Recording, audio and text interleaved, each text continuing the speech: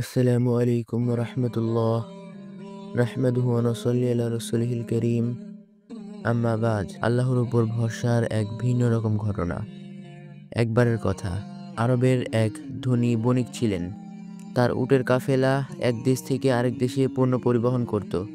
তিনি শুধু ধনী নন, একজন ইমানদার মানুষও ছিলেন।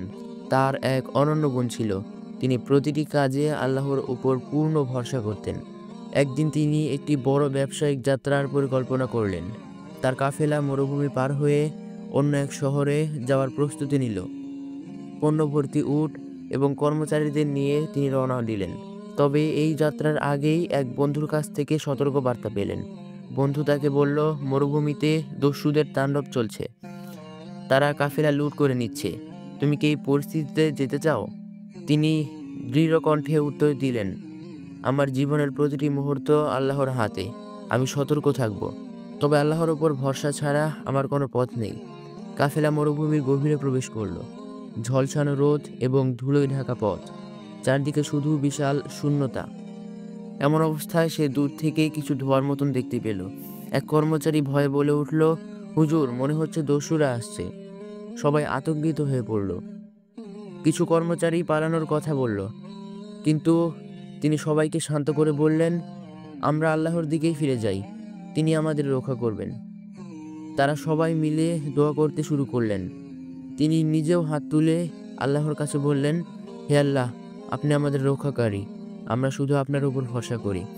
দস্যুরা ধীরে ধীরে কাফেলার কাছে চলে এলো। তাদের নেতা বলল, সব মালপত্র নামিয়ে দাও, নইলে তোমাদের সবাইকে হত্যা করব। তিনি ভীত না হয়ে নেতার দিকে এগিয়ে এলেন।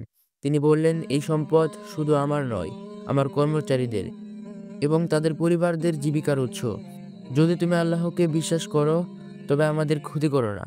দস্যু নেতা হাসতে লাগলো। সে বলল, তোমার আল্লাহকে এখানে এসে তোমাকে রক্ষা করবেন? এমন সময় মরুভূমিতে প্রবল বাতাস বইতে শুরু করলো। চারিদিক ধুলোয় আচ্ছন্ন হয়ে গেল। দস্যুরা কিছুটা দেখতে পাচ্ছিল না।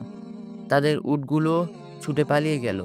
ভয়ে তারা একে অপরকে ডাকতে লাগলো, কিন্তু বাতাস এত প্রবল ছিল যে তারা কোনো উত্তর পাচ্ছিল না।